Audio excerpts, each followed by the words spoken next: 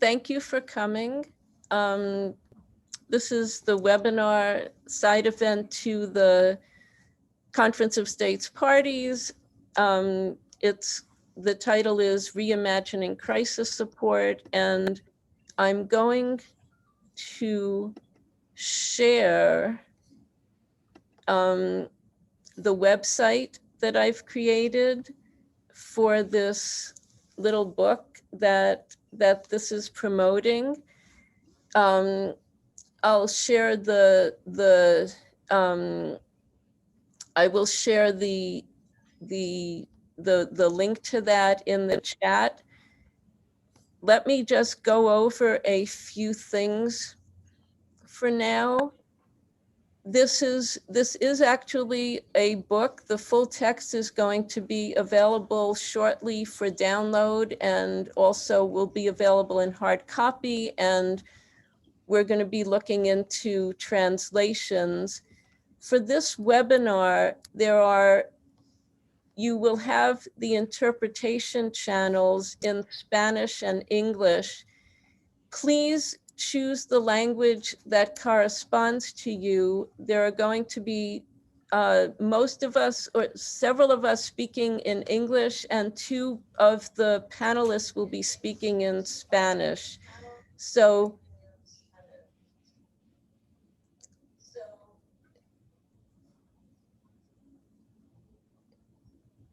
you're going to need the language interpretation if you need only one of those languages.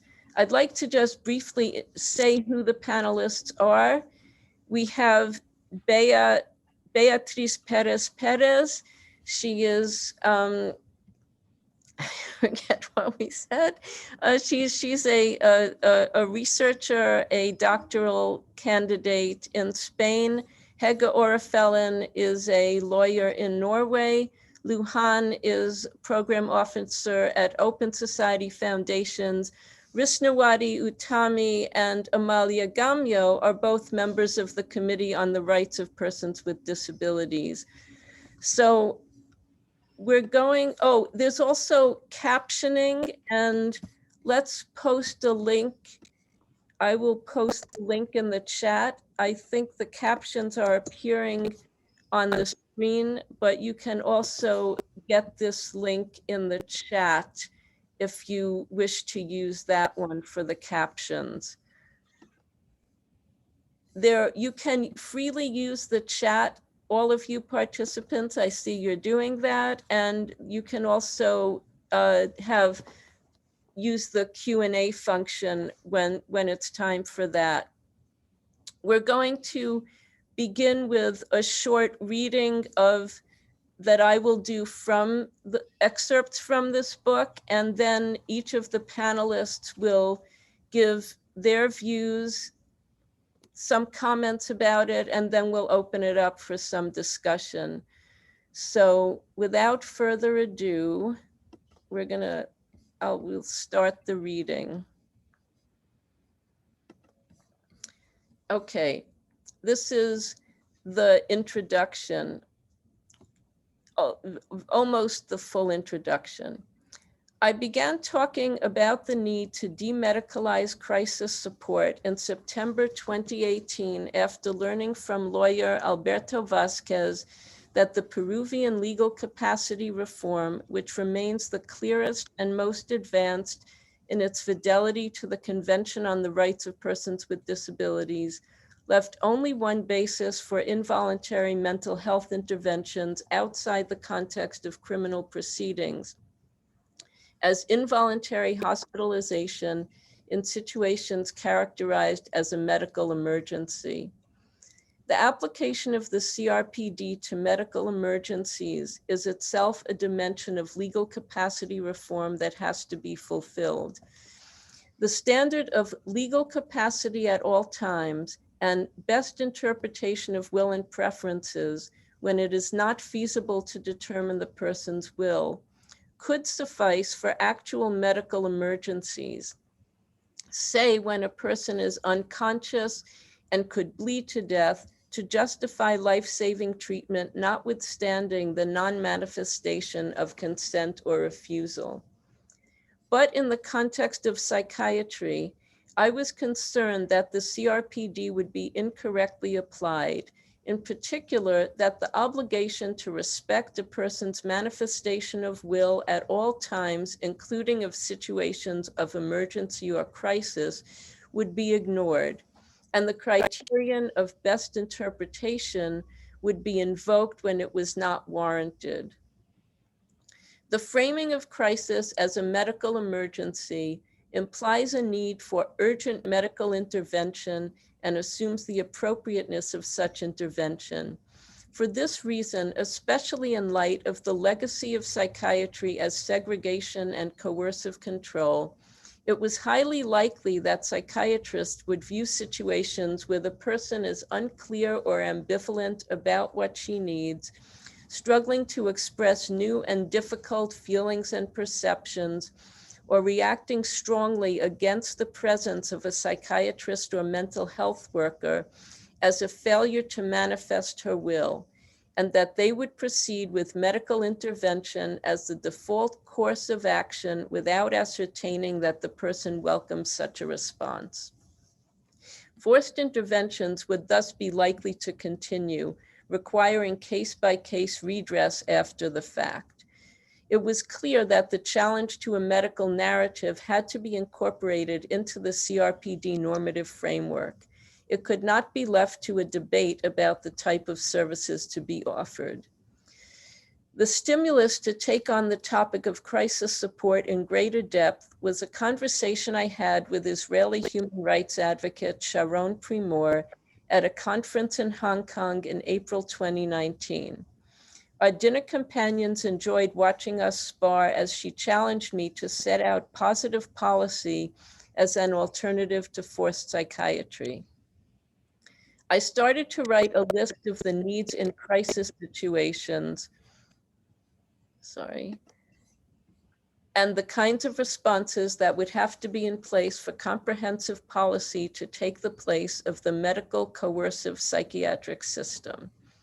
I posted some notes on academia.edu as a draft for people to comment on, and out of this developed the skeleton concept of demedicalized crisis support based on Article 12, support for decision-making, and Article 19, support for practical necessities of living in the community. The premise of dejudicialization came a few months later during a conversation with Michelle Funk of the World Health Organization and Catalina de Vandas, then Special Rapporteur on the Rights of Persons with Disabilities, about what a legislative framework might look like for demedicalized crisis support. It became clear to me that there cannot be any legislative framework that treats crisis support as a mandated action in response to defined situations. To do so would carry over the managerial approach of mental health legislation that is incongruent with providing support as an act of respect and solidarity among fallible individuals who are all vulnerable in their shared humanity.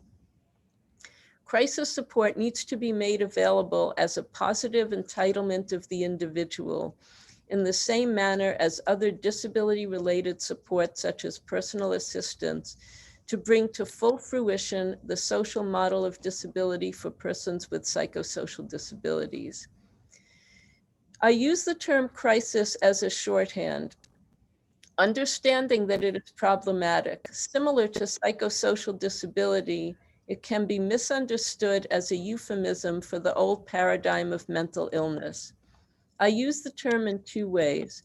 First, it allows me to think about the complex social situation that is happening when anyone thinks about invoking psychiatric commitment with the differing motivations and perceptions of all concerned. That use of the term starts from the problem I am aiming to solve. What is going on when this happens, and what can we do instead? How can we divert the good motivations into a different channel while rejecting violence, segregation, and making anyone an outcast from community or from intersubjective relations. This is a social crisis that has personal as well as political dimensions for everyone involved.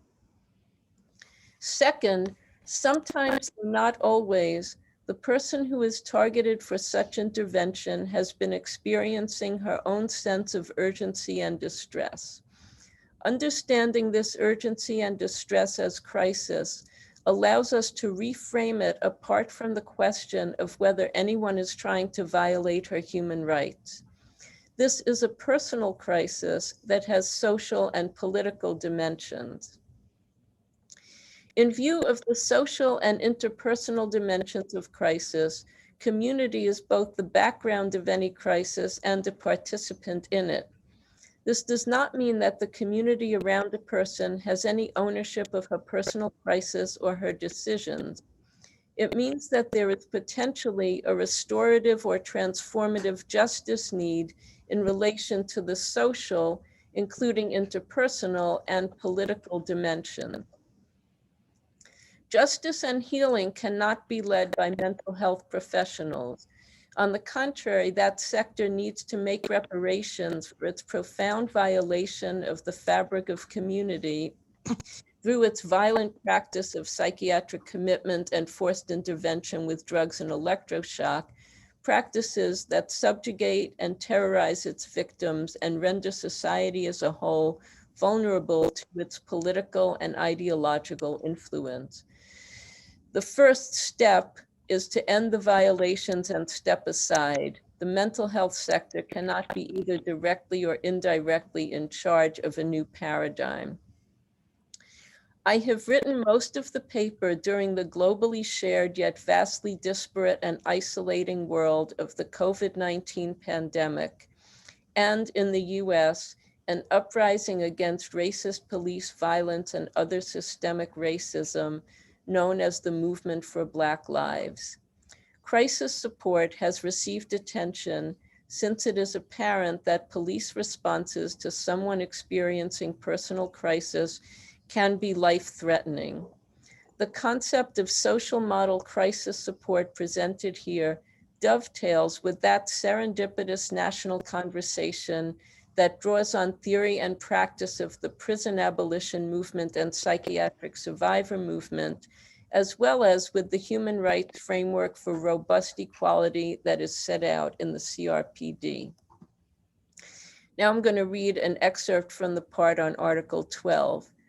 CRPD considers both guardianship regimes and forced treatment regimes in mental health to be restrictions of legal capacity that take away a person's right to engage the legal system by her own will and choices, and allow others to make choices that profoundly affect the person's life, even decisions about her own body, like ingesting psychotropic drugs or undergoing sterilization or electroshock.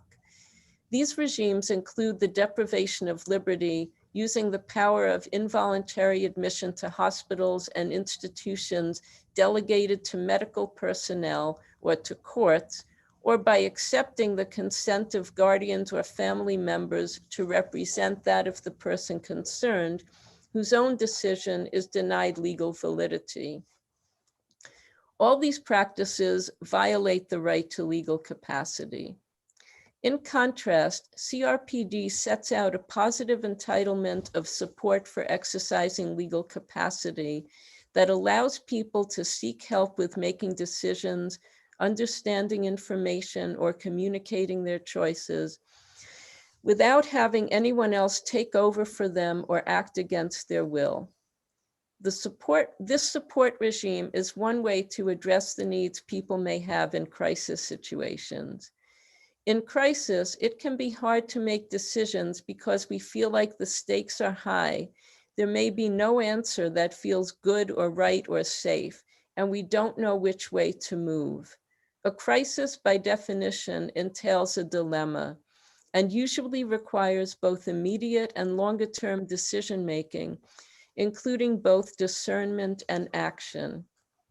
Support for discernment and for taking action, dealing with both immediate and longer-term needs, is a non-medical way to conceptualize an important part of the needs that emerge in crisis situations for the purpose of developing policy and programs for demedicalized, dejudicialized crisis support. This type of support is informal in the sense that it does not need to involve formal registration of supporters or a written agreement setting out the scope of support. In a crisis, what's important is meeting the person where she is, both literally and figuratively, engaging with her ethically and respecting her choices. Ethical guidelines for crisis supporters and holding them accountable for acts of abuse or bad faith are the appropriate safeguards. Legal formality serves no purpose and is likely to be counterproductive. Formalizing a legal agreement in the midst of a crisis itself is inadvisable, and while a formal agreement could be used for pre-planned crisis support, this might lead to a managerial approach and discourage flexibility and attunement to the present moment. Support for making decisions takes many forms. It includes prayer and divination, not only linear rationality. Support can also be a personal practice of befriending oneself. None of us exist in total isolation. Even a hermit has a history and culture. Even a person who has lost her memory had past experiences. Solidarity is always necessary in crisis, at least to the extent of respecting a person's chosen solitude and potentially checking in to assist with basic needs if that is welcomed. And this is an excerpt from the part on Article 19. Crisis support includes support for the practical aspects of managing life when you might be emotionally very sensitive, focused inward, or simply kept busy with the demands of a fraught situation. Housing or food insecurity, domestic violence, sexual violence or exploitation, job loss, end of an intimate relationship, deaths and illnesses of close people, precarity of income, confront people with practical needs that can lead to a life crisis. A crisis that starts from within, for example, a crisis of purpose and meaning, eruption of past trauma, or a source within or beyond the self that may never be fully known, can have implications for practical life that are far-reaching. Practical crisis support involve help with household tasks and navigating the community, the kind of tasks typically done by a personal assistant, navigating service systems and legal and financial issues, the kind of tasks done by knowledgeable advocates, and/or emotional support to get through the days and to confront difficult tasks. It could include going to a crisis respite center or a spiritual or healing retreat, or otherwise finding a place to go that feels safe, comfortable, and nurturing. Navigating legal and financial issues or service systems during a crisis overlaps with support for exercising legal capacity in those areas.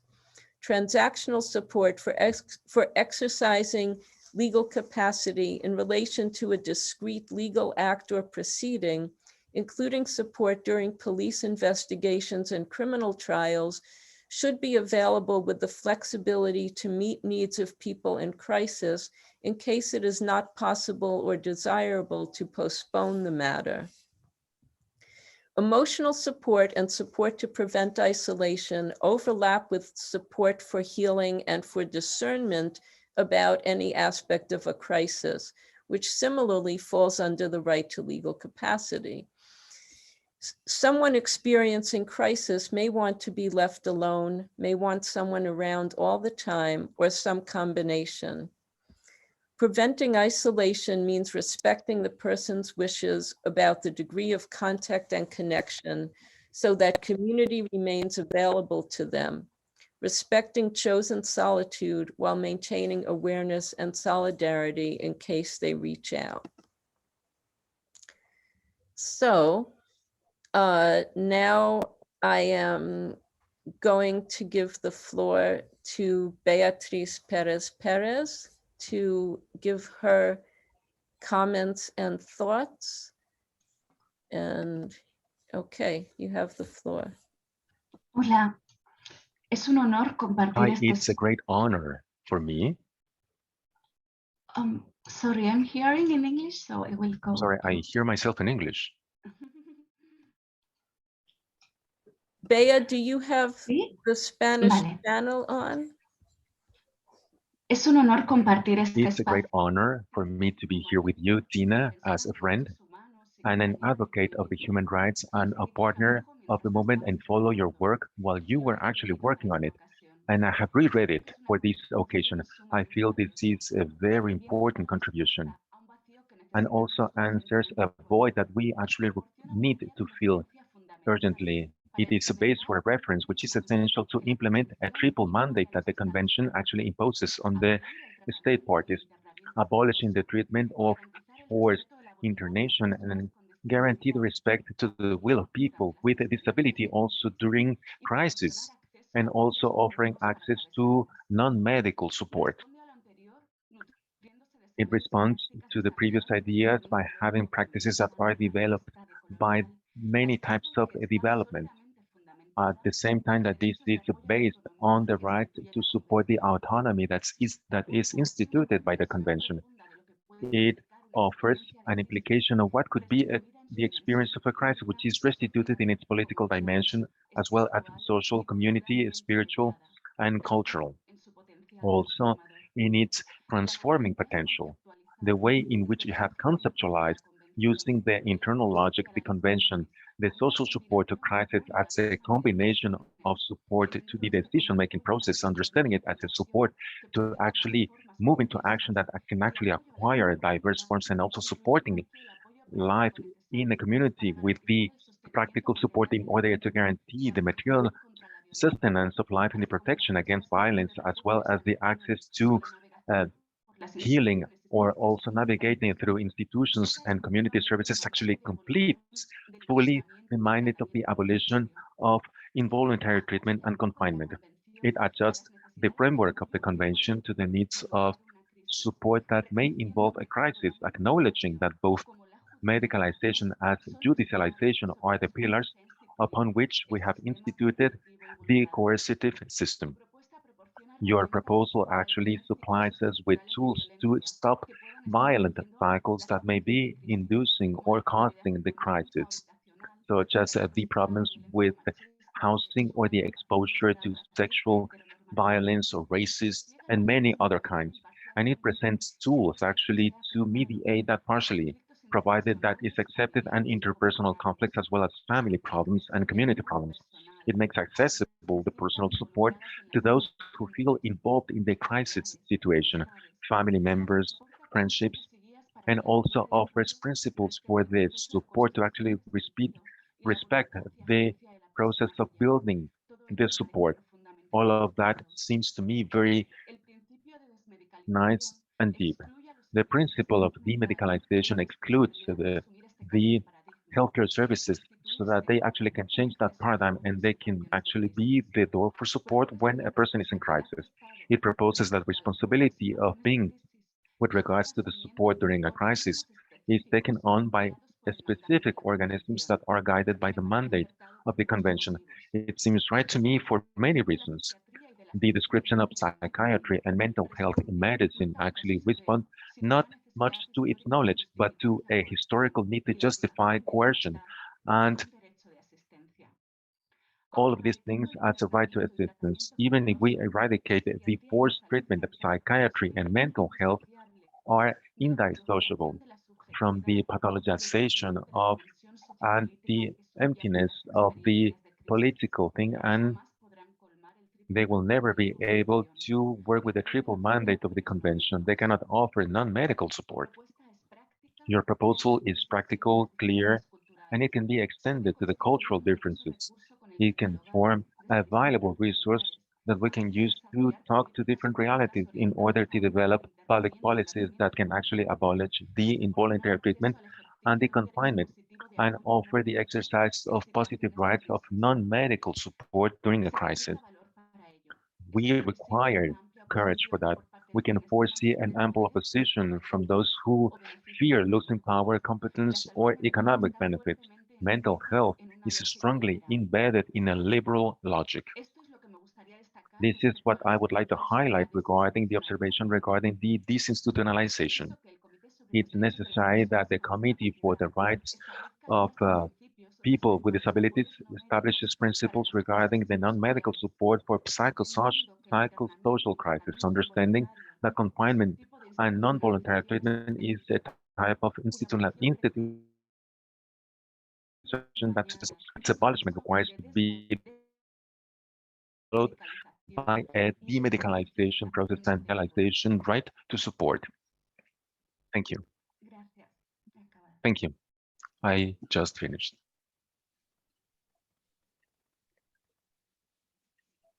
Thank you, Bea. And now I'm going to give the floor to Hege. I'm just changing the spotlights.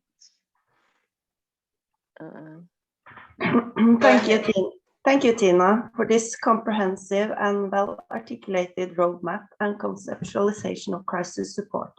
It certainly do complement the logic of the CRPD with respect to abolition of involuntary commitment and treatment. And it also importantly takes us out of the detrimental power of definition by the psychiatric profession, a power that is objectifying us, categorizing us, and making this othering of us the basis for deprivation of fundamental human rights. To reclaim our right to define ourselves and to build policy from that premise is a crucial step. Crisis can come in many forms and facets. Sometimes it is the psychiatric system that creates the crisis or exacerbates it. That was what happened to me after I had given birth to my second child back in 2003. My baby daughter was born with a severe medical condition, and we spent her first 11 weeks in an emergency care unit for newborns, while I myself had to undergo emergency surgery due to a serious infection. I was coming out of all of this exhausted stress. Instead of being met with support relevant to my situation, I was labeled with postpartum depression and forcibly committed to a psychiatric institution. When I think of my situation back then, I think what I needed was basically rest and some time to recover. What I got was being ripped out of my home, segregated from my family, including my baby daughter, whom I was breastfeeding at the time. Transportation by police, handcuffing. The police told me handcuffs was standard procedure for transportation of psychiatric patients. Incarceration behind locked doors, removal of my personal belongings, including my cell phone, who was the only lifeline to the outside world and the support I needed from my family. Violence in form of being thrown to the ground while my head hit hard against the floor as strong male mental health workers were removing the last of my personal belongings by force.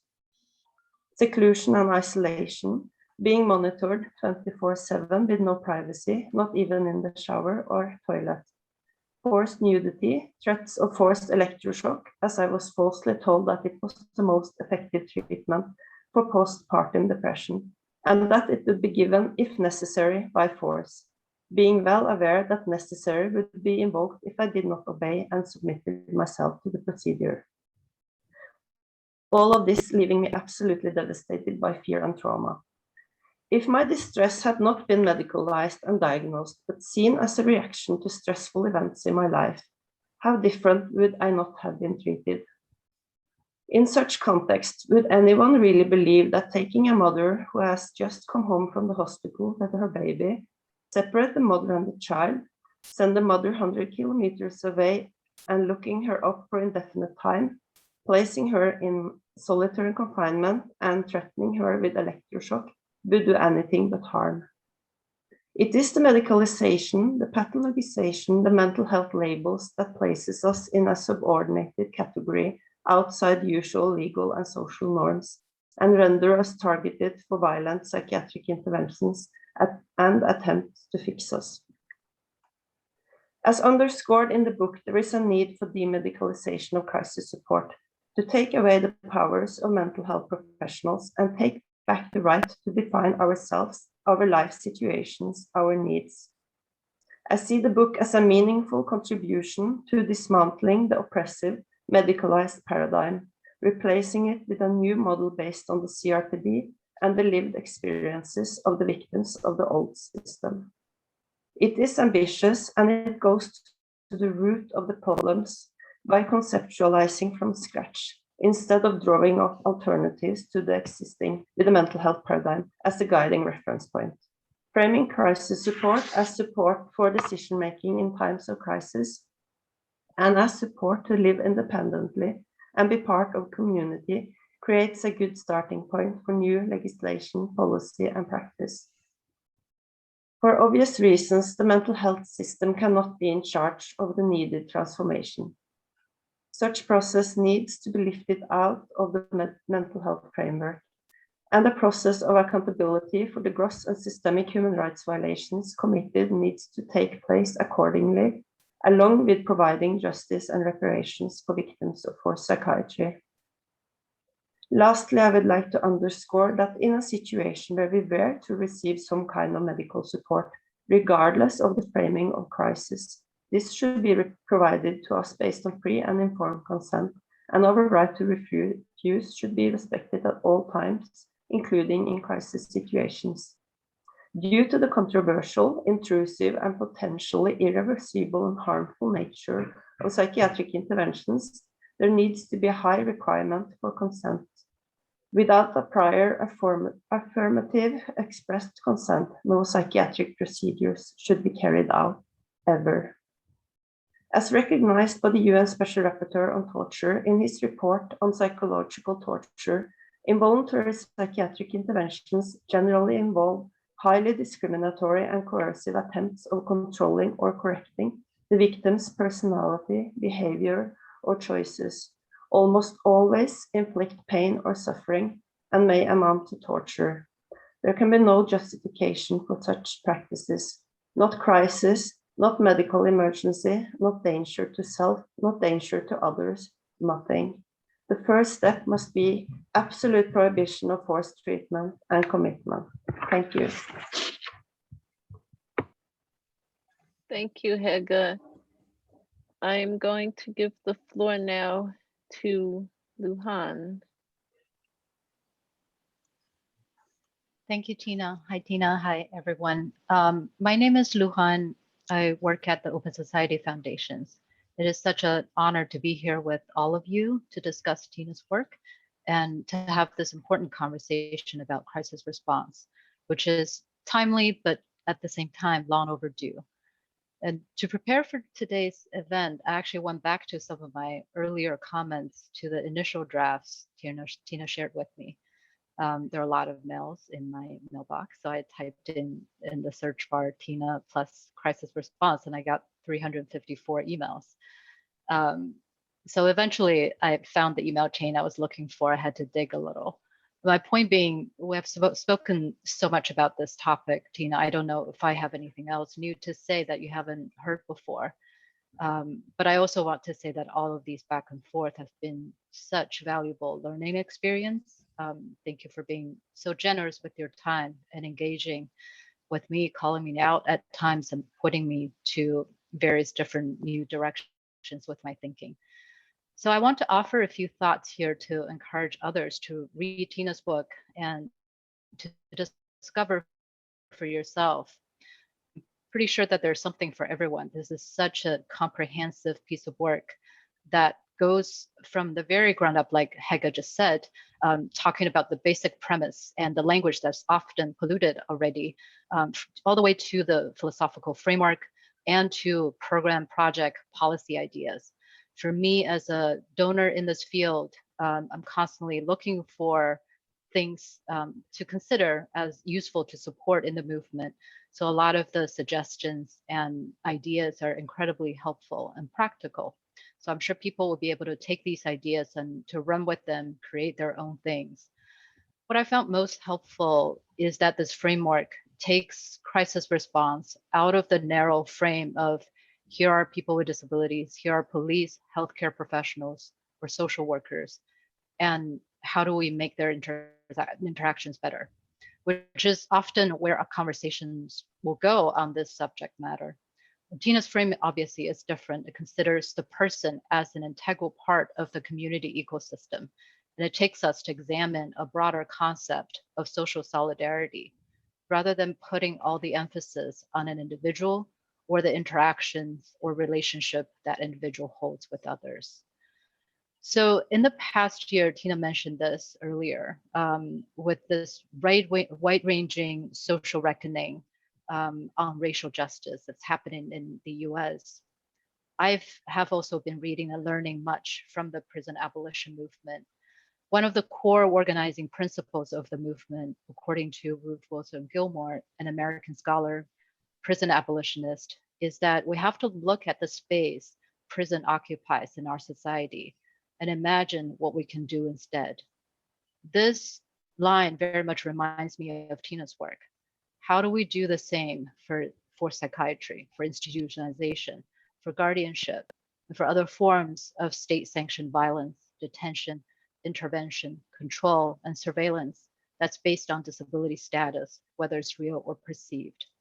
I think with the CRPD, we already know what these prisons are for people with disabilities and what they look like, with or without walls. But to think about what we can build in its place requires hard work. And what this requires goes beyond stating and fighting for one's rights in an environment that needs a radical shift. It is about changing the underlying conditions on how we relate to each other, how we take responsibilities for each other and for ourselves, and what we value as a society. And here's what Tina wrote about communitarian values. Community is about how each of us relates to the whole. It starts with solidarity, not submergence. It doesn't require us to give up our individuality or change our personalities. It requires us simply to look around, see where we appreciate others' contribution to our lives, and create reciprocity, consciously or unconsciously, to keep the circle going. It includes forbearance as well as engagement. And then the chapter goes on to her thoughts on solidarity, economy, to care and forbearance, and to what we do value in life and in society. So what I took from here is the possibilities of finding wider connections with other social movements and where these alignments might be.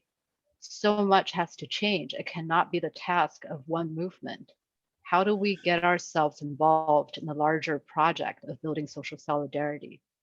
There are deep connections in this book with the wider independent living movement, with the racial justice movement, climate justice movement, the movement against sexual violence, Poor People's Campaign, essentially people who are seeking to imagine community, their own roles in it, and to redefine what we prioritize as a society.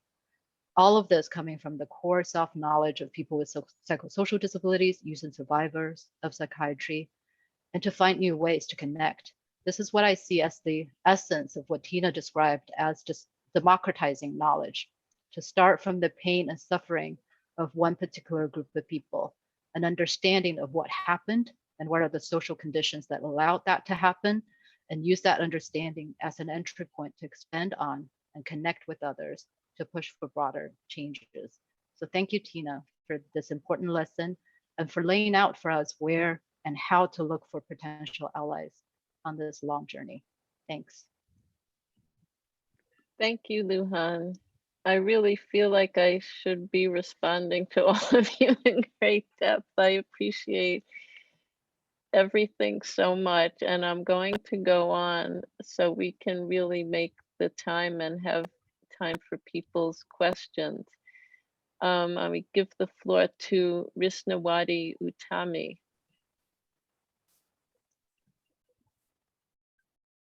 Thank you, Tina. I'm very honored to be here and to hear your fantastic work. And I'm so proud of you that you have done this valuable contribution that can give strength to the roles of the committee, especially. And I would like to highlight the importance of the aspect that you are explain in your book on the reimagining the crisis. And the first thing that I would like to highlight is how you put the principle of the CRPD into practices in the life of people with psychosocial disability, so they are not become, you know, the victims of human rights violence in the future. And I think this is kind of a very important aspect that you can put into practice to have to also to have us as a human being, especially, you know, I have to say that because the human rights cannot be filled, cannot be practiced if we are not a human being, especially when you explain about the roadmap and the policy. And your book is that you have written is a clear strategy to guide us to increase, to have deep understanding, and even how to put into practices to protect and to fulfill the rights of people with psychosocial disability, in particular to respect for inherent dignity, individual autonomy, including the freedom to make your own choices and to become an independent person.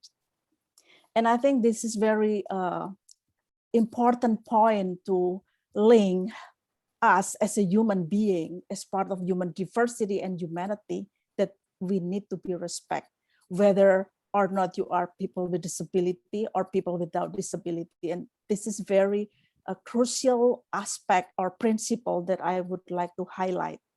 And also, if we have deep understanding about this principle, we can influence the social movement, the policymaker, including on how to influence the interpersonal and political dimensions, as you mentioned about solidarity and how to have the emotional support. And this also can influence the policymaker, I have to say, when we talk about the transformative justice, to eliminate, especially to eliminate the discriminatory law related to the crisis support for people with psychosocial disability. And the other thing that I would like to highlight is about the principle of the social movement about nothing about us without us. And you do represent this principle in the book, how people with psychosocial disability and their representative organization involve and actively influence to support the progressive realization in terms of the law reform at the country level, and also how to strengthen the social movement and also people with disability as the rights holder to express their opinion, the best of their life in terms of, you know, visualizing what they want to do in life, in particular facing their crisis. And last but not least, your book can support and also to increase the progressive realization of the CRPD, Article 12 and 19, to urge the need of transformative justice for people with psychosocial disability in the crisis situations. And I believe that if we do it intensively and we create allies, you know, globally, and I believe the world will change. And I think that it will also help the articulation of the Article 12 and 19 of the CRPD, and how to put it into practice is very critical, because I've been having sort of like a similar pattern in many different countries, how they have they don't have a capacity on how to articulate the human rights law into practice and implementations. Thank you, Tina, and I'm really proud of you, and keep up the good work. Thank you. Thank you very much, Risna. Just disappeared there again. Okay, so there's a question: to what extent, if any at all, does the state have a role in facilitating or providing demedicalized crisis support? So does any of the panelists have an answer? Would any of you like to address that? If not, I can, but I can just say, I think that in the book, I address some of the things that the state, that the state or any comparable entity needs to do. The state, it's really up to the state to guarantee that all the different kinds of support are made available as needed. I think the state does not, it's a little bit tricky because crisis support can also be provided, by communities. I think seems to work best when it's really done at the community level, when it's controlled by the local level and created by communities for themselves. I think that the relationship of the state to providing crisis support starts at the level of policy, and that in a sense the state should be taking responsibility for guaranteeing that this kind of support is available. How you actually relate the two different scales, the community level to the level of the state, and questions in terms of when the state is functioning in a very repressive manner. Can the state ever be non-repressive? Can the state actually function as a way to coordinate the work of communities by communities?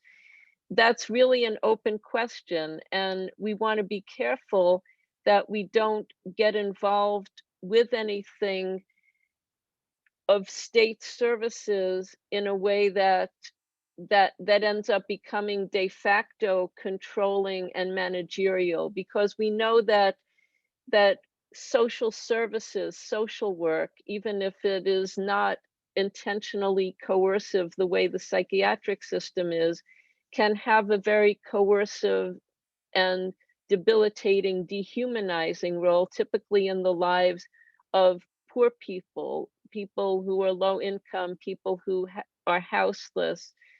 We know that, so we have to be very careful in terms of giving roles to the state, and at the same time, the state is the entity that is legally responsible under the convention and under international law for guaranteeing all of our human rights. So that's this conundrum that we all have to juggle. Let me read a couple of more questions and then see if anyone would like to answer or if I should answer them. Thank you for this event. It has been enlightening. I would like to ask, how can we as a community promote and better the principle of social solidarity in a capitalist system when our jobs can end up consuming us and letting little time for us and maybe worse for others? How can we fight it? That's a very good question. That's related to I think what I said about the state as well. And I'll read the next question as well, and then let's see if other panelists might also want to address either of them. What would your position be towards mental health professionals who themselves increasingly call for human rights-based psychiatry and officially align themselves with human rights obligations such as freedom from coercion and legal capacity at all times? So would any of the panelists like to address one or the other of those questions?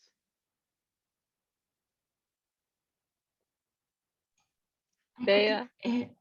A mí me gustaría decir algo, Tina, Yes, en I would like to say relación something, Tina, a la primera pregunta. regarding the first question. I fully agree with what you've said regarding the role of the state. And the question was about if the committee truly can force the state somehow to offer the medicalized support. I see that as a strategy also to change the biomedical psychiatric paradigm in mental health. And in the general comment, in paragraph number 42, the committee establishes that the state parties need to respect the legal capacity of people with disabilities and offer support at all times, also during a crisis, and that it needs to offer demedicalized alternatives. They need to ensure that there is access to the support during a crisis, and that needs to be demedicalized. I think that from the strategic standpoint, that the committee continues to offer guidance regarding the need and the obligation to demedicalize the support, and that is a way to start opening to the pathological, to remove the pathological idea, which is part of the comments in the general idea. Thank you.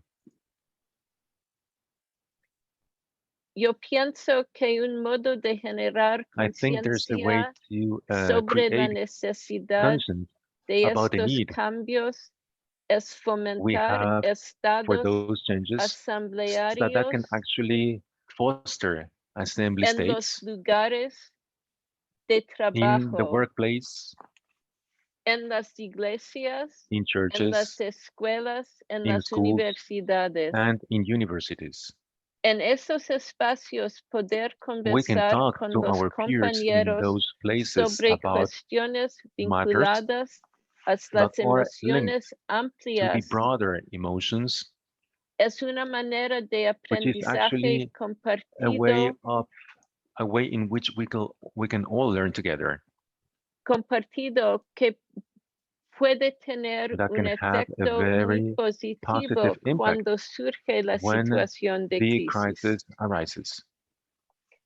I think I'd like to also just address the question about mental health professionals who call for support. I think who call for human rights-based psychiatry.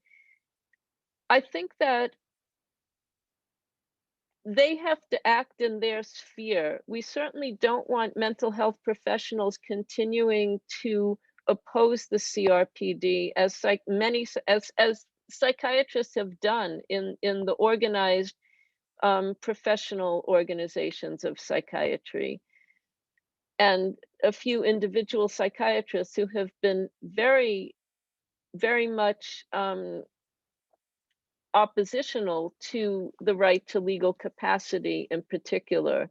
We certainly want psychiatrists and other mental health professionals to work on changing their own practices to comply with the CRPD.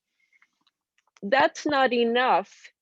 And we have to understand what they're doing as a partial, not even solution, but something that has to take place so that, as Hege said, when people choose that kind of support, it has to be based only on their own prior free and informed consent, prior to giving any kind of treatment or service. We want that to be what people will receive when they go to the mental health system. We don't want the mental health system to be either the only place or the default place where people can access support for crisis, for distress, for experiences of unusual perceptions or states of consciousness. I think that's the way I would frame my position on it. I'm going to read another question or statement, and I think that we will try to go a little bit over since we also started late. Thanks so much for if the translator and the captioner will bear with us, that we can work that out. Thanks so much for this informative panel. I really like the links that panelists are making between disability justice and other social movements that are fighting state violence. Can you say more about the learnings from these movements and how solidarity can be fostered? In my experience, it has been particularly hard to unseat the dominance of psychiatry and medical approaches in mental health. So I know that one or more of you panelists can speak to that. Who would like to speak?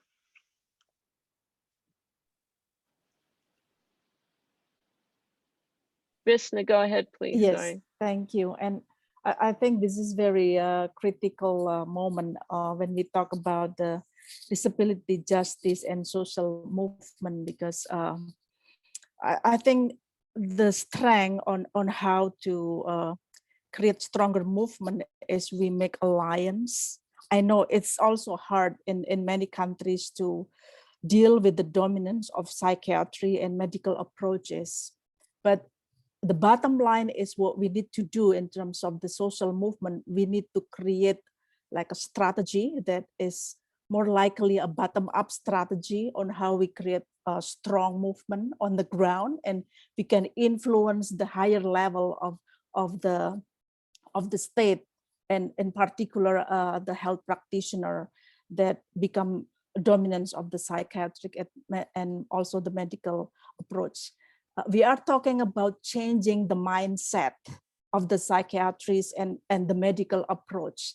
And it's not a short term of work, it's ongoing advocacy work that can be used to the to the social in the social movement, and to create more effective strategy that can hit the critical point to change the mindset. And I know this is very problematic situation, but we can do this. If we flash back of the disability rights movement, maybe in the 80s, it's hard to change from the charity base to and medical base, the human right base. But now, after the CRPD ratified, it's a completely the new world. And I think that the more stronger of the social movement, and the more we can create effective strategy to change the mindset, we can do it all together. That's my opinion, Tina. Thank you so much, Risna. And Luhan would also like to answer that. Please go ahead, Luhan. Yeah, I think my response probably touched on all three questions in different ways. I think one thing I've learned from reading Tina's paper was that it's crucial to reconsidering the positioning of mental health professionals. So I'll start from there. Whether, rather than thinking about how can we make mental health services better or more CRPD compliant, the idea is, okay, why do we always think about alternatives within the mental health system rather than the other way around? Why can't psychiatry be a very small part of a larger system that we start to think about and design? So I think the positioning of allies is very important. It's not just about thinking about how their practices it can be CRPD compliant or can be better. It's more thinking about their own positioning, the inherent problems, the ignorance, and the power that the whole industry holds. So that kind of points me to thinking about social solidarity in a capitalist system. I think we have to acknowledge that for psychiatry, institutionalization, prison system, all of these systems that segregates people and put people in a separate category and place are tools and primal tools and engines for the capitalist system to make sure that everybody behaves in a way that benefits that system, that makes that system function. So I think the work itself is the work against that system. And I think it can be really challenging for individuals who live in the system, as we all do, to think about what can be the way out. But I think a lot of the, what I learned from the racial justice movement and the prison abolition movement is that how do we each take that politics and use it in our everyday practice, to kind of use that to influence other people and to make sure that they take that to their everyday practice. It's not, a lot of times what we need perhaps is not a blueprint, but a starting point that we can start from there and go to the next place. So that's it's in that there are all these relations, but that's what I'm thinking at the moment. Thank you. I would like now, there is one other question. I guess I'd like to have Amalia's speech read, because to make sure that we get that in. So since Amalia is not able to connect, I've asked Bea to read Amalia's speech. Go ahead, please, Bea.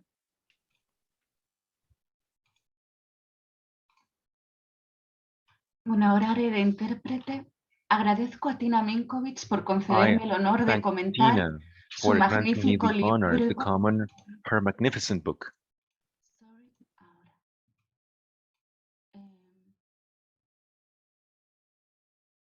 Me emocionó mucho su lectura. I was thrilled when I read it. I know and admire the work of the author for many years, and I assert again the great value of what she's contributed to the work of the ADA Committee for the draft of the Convention about the human rights of people with disabilities, and as she continues to contribute to that. The experts are the ones who have lived that in the first line, the discrimination, marginalization, the lack of understanding from society that doesn't understand that there are obligations that need to be fulfilled according to the convention. And as a society, we are facing a pandemic, and we need to look back and search for community solutions. We require more solidarity and less control.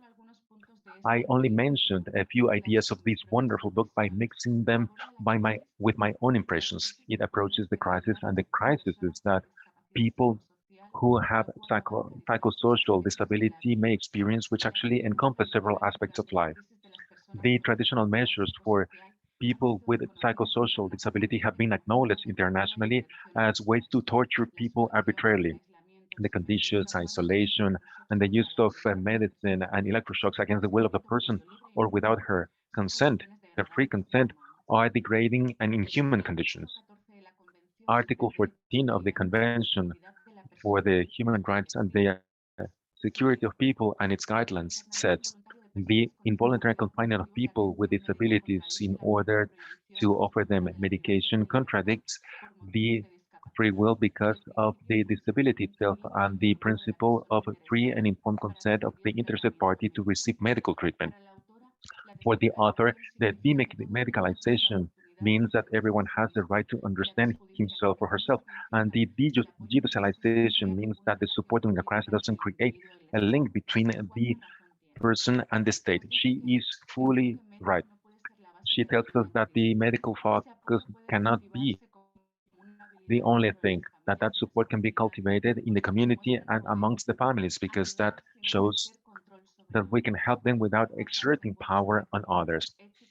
And we need to use the demedicalization and good practices as well as the knowledge of the political, social, and cultural context that could be part of what we need so that we can guarantee that that is developed in the independent life. We require a new paradigm. It acknowledges that the first focus is the legal capacity. That means fulfilling with Article 12 of the Convention in order to give personal autonomy in all spheres of life. The second focus is on the legislation that centers on the right to live in the community. That means complying with Article 19. It needs to derogate the involuntary measures of any kind. There are many options from the community. We have philosophy, anthropology, and literature that also offer good ideas for them to contribute to a crisis situation. So far is a reference to the book. We need to fulfill Article 19 in its paragraph number 5, which is the right to people with disabilities so that they can live freely and need to be included in the community, which is part of the goal of the committee. For that end, we created a work group so that we can work with consultations with organizations of psychological disability associations in all regions by offering valuable contributions that we will send to every state member. This book will help us importantly for that purpose. They do not require a diagnosis, but understanding oneself. They are not patients. They are people, human beings. They do not require treatment, but support instead, in their own terms.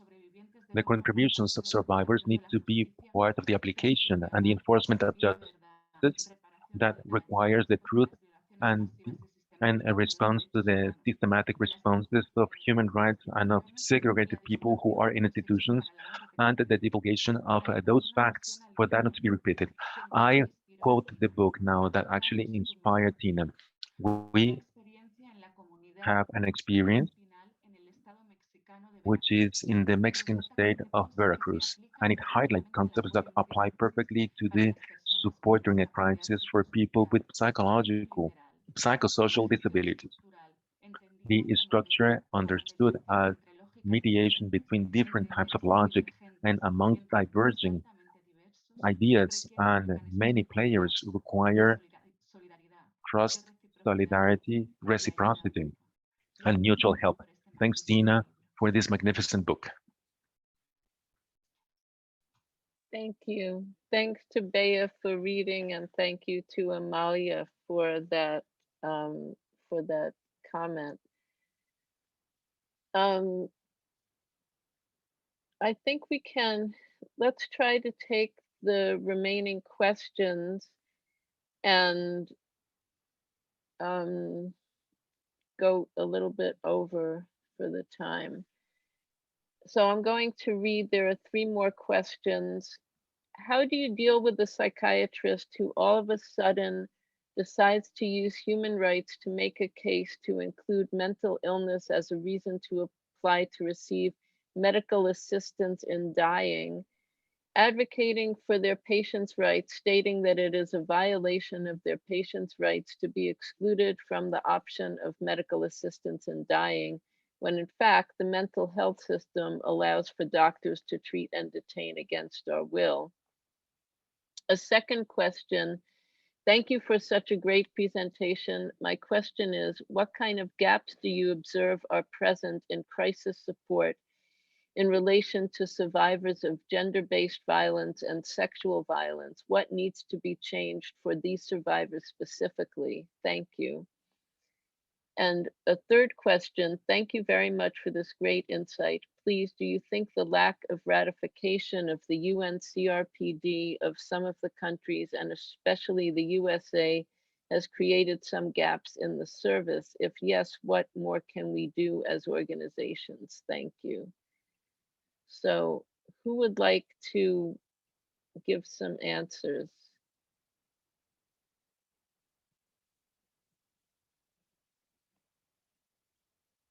Any thoughts? Should I start, or would someone like? I can start on some of these and then see if any other panelists would like to join in. On the medical assistance in dying, I think personally, my view is that it's problematic to have doctors involved in people's choices to die. It feels to me like it's giving doctors and the medical profession some kind of authority and right to judge whose life is worth living and whose life is so bad, in some way uncomfortable, what kind of distress warrants a decision to die. I'm really not comfortable with having doctors be involved in those kind of decisions at all. The question of suicide and people's choices regarding suicide are very personal, and I know many people bring religious frameworks and their own ethical and philosophical frameworks to discussions about suicide. I do believe that that the choice of suicide can be a legitimate choice that a person makes, but it's only in reference to themselves that it's a legitimate choice. It's a choice that a person is making that might be intelligible to someone else, that, you know, that say I might find that someone else discussing, or it's kind of difficult to say this in the abstract. You know, I've had the experience that someone has eventually taken her own life, and it seemed to me that her choice was intelligible, not because her life was so horrible that it wasn't worth living, but that the way that her life was evolving and her own decisions around that were evolving, I understood that that was, in fact, her choice, and that it was a choice that could be honored.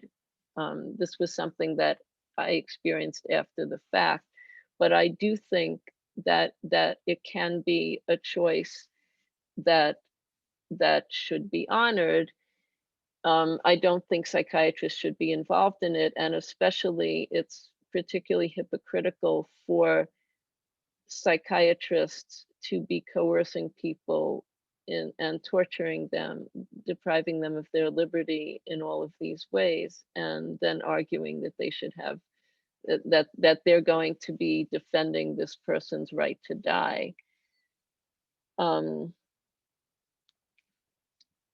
I don't have any direct comments on the gender-based violence and sexual violence, except that I think for some people, there's going to be a need for particular kinds of support and for particular people to be giving the support. So in particular, there are rape crisis centers, domestic violence shelters that have been for women only. And for many survivors, that's a very important thing to be, if your abuser was male, that you want to be in a space and be with people who are female, where you are not going to feel that sense of threat. And I think we need to pay attention to the great diversity of needs of all kinds of crisis and crisis support. And that's another reason to have this done at a local community level and also in diverse ways. I think that the United States, the US situation is complicated. Certainly, I want the convention to be ratified here.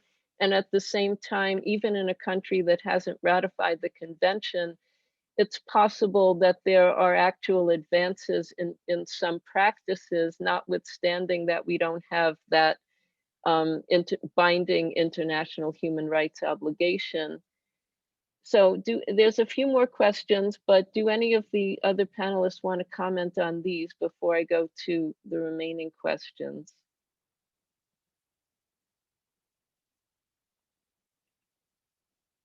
Okay, if no one does, I'll read the remaining questions, and I think we will close after that.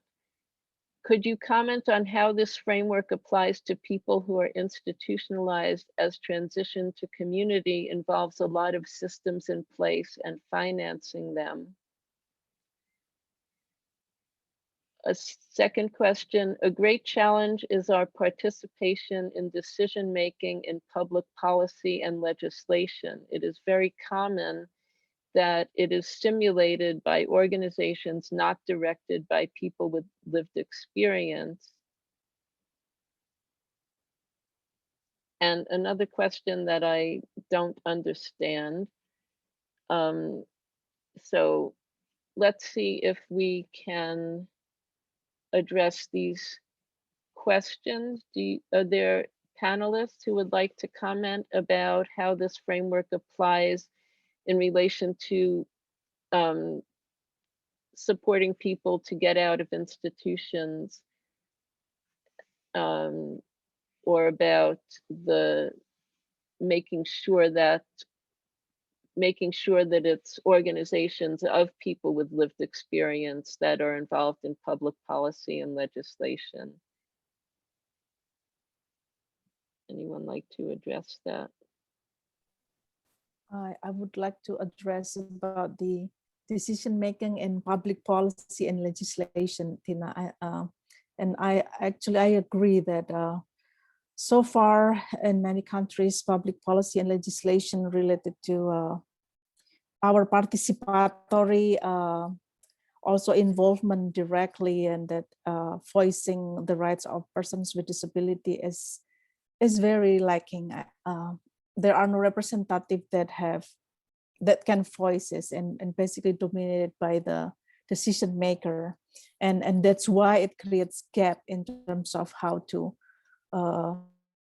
articulate the human rights law into the ground. And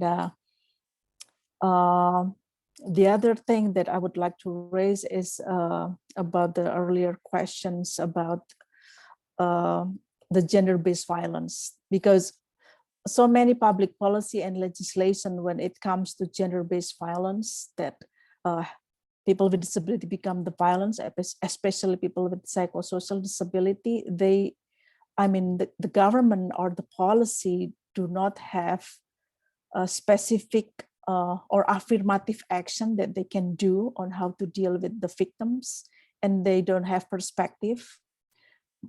This is a common that they don't have perspective. They don't know how to deal with the persons, and there's lacking of consultation and involvement of from the government or the providers when it comes to people with social disabilities. And I can say, and especially in Indonesia, that a lot of people with psychosocial disability become the victims of violence. Because lately I work for the gender-based violence against women with disabilities in my hometown, and I think that we are still dealing with so many discriminatory laws. We are still dealing with the non-appropriate treatment for people with psychosocial disability, and I feel we need more technical assistance. We need someone like you to guide on how to put into practice and also into the policy and legislation that can in line with the CRPD and particular Article 3 on how to respect inherent dignity and individual autonomy to make their own decisions. And I think that's the important aspect that I would like to raise is about on how to create more detailed guideline to articulate human rights law, international human rights law into practice and also into the local legislation and public policy. Thank you.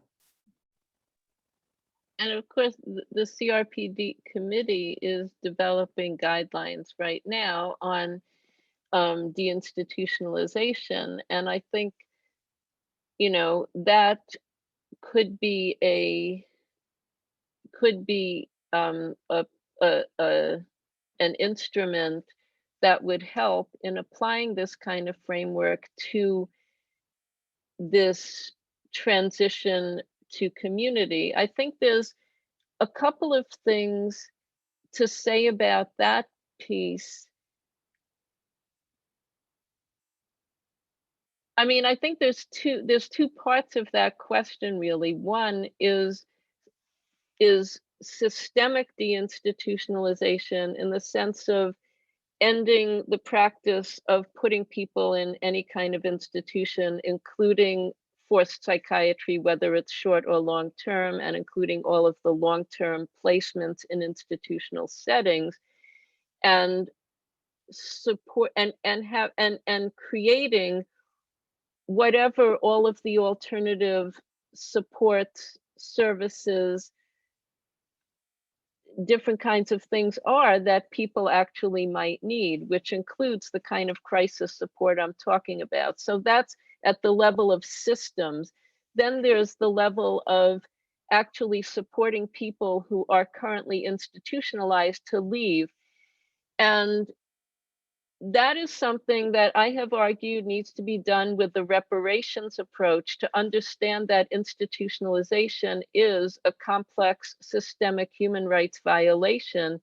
And when we're supporting people to leave institutions, we're supporting them to emerge from a complex systematic human rights violation. We're not transferring them from a system that is in one kind of environment to another kind of environment that's supposed to be better for them.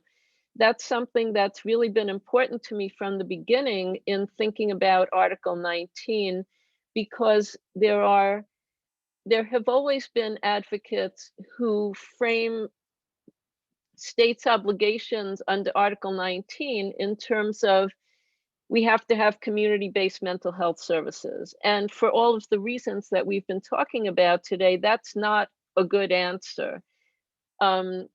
So what I mean by a reparations approach to deinstitutionalization is actually in many ways reflected in the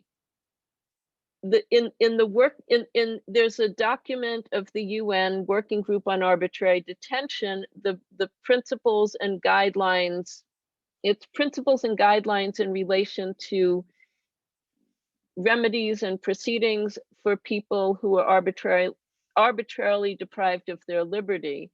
And the CRPD committee cited from that in the guidelines on Article 14, but then there was a piece that was a little that was shortened when the guidelines are put into the form that's been translated. But this, I'm sorry to be a little bit unclear about that, but there's this piece that is in the original form of the guidelines on Article 14 that talks about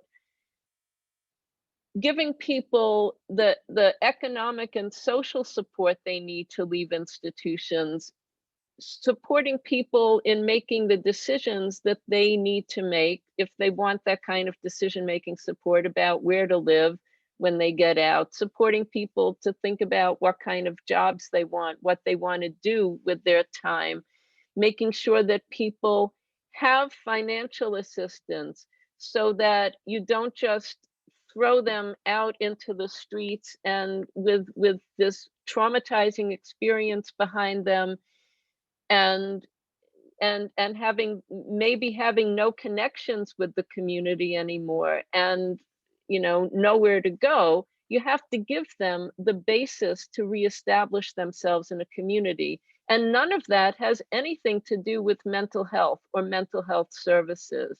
So that's the kind of approach that I'd want to take to supporting people to get out of institutions. And lastly, there was one more question: how can we reimagine crisis support for members of the LGBTQ+ community? What gaps are left to fill? Actually, in the US, some of the good practices that are being done, that are coming out of particularly Black communities and other communities of color, as is said here, are also very much linked to supporting people of the LGBTQ community. So that's already happening, and I assume it's happening in other places. I know in the lesbian feminist community, we've always been developing practices for ourselves, by ourselves, and I think we need to bring the alternative practices, the existing practices of many communities where we've been developing different kinds of support. We need to kind of relate those things to the theory and concepts that are being developed. And each one of us can play a role in doing that with the communities that we're a part of. We can't necessarily do it with a community that we're not part of. Then it's a different kind of relationship. So I think that's what Lujan was saying also before about how each one of us needs to bring this to our own communities and deepen the discussions. And Risna, I believe, was mentioning that also. We have gone way over. I want to give great thanks to all the participants, the panelists, the translator and the captioner, and to all of the participants.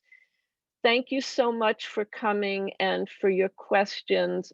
Does anyone have a last word? Or shall we just close? Lujan? I just want to add to what you're saying at the end, Tina, around kind of what makes a community in terms of, local community when people are actually together, and also community that's made of people with shared experience or trauma. And how, related to Andrea's question, how does a system or a government policy that can give power and resources to these communities to take initiative and, run their own services or pilots. And I think that there's another problem within, especially within the disability field. It's the kind of the dichotomy between advocacy and service. You're either doing service or you're either doing advocacy. And I think that the idea that we have to kind of encourage and support people with disabilities and their organizations to blend their advocacy and their politics in, trying out their hands in kind of building communities and building ways to support each other. And that would be really important. Another quick point is on kind of supporting the community itself and allies. One of the concepts that was really, really important in the inclusive education field is, okay, how do we support teachers who want to run inclusive classrooms? The teachers are not there by themselves. We have to provide a larger realm of support for the people and the allies who are kind of running more of an inclusive system. So these are kind of the last thoughts I have. Thank you. Thank you. Anyone else? Any last thoughts? Thank you, everyone. Go ahead. Yes, thank you, Tina, for your time and also inviting us to join your event today. And I also appreciate that you mentioned about the guideline on Article 14 and also the draft of the deinstitutionalization guideline. And we are actually making progress. And I really appreciate your support and assistance. So because we need you at this point on how to make it more implemented on the ground. Thank you. Thank you so much, Risna. And thanks to everyone. I really appreciate that we had 2 members of the CRPD committee with us today, and the other panelists who have been some of my closest readers and colleagues and comrades through this work. Thanks to everyone, and I will end. Thank you all. Bye. Thanks, everyone. Thanks, Tina. Gracias.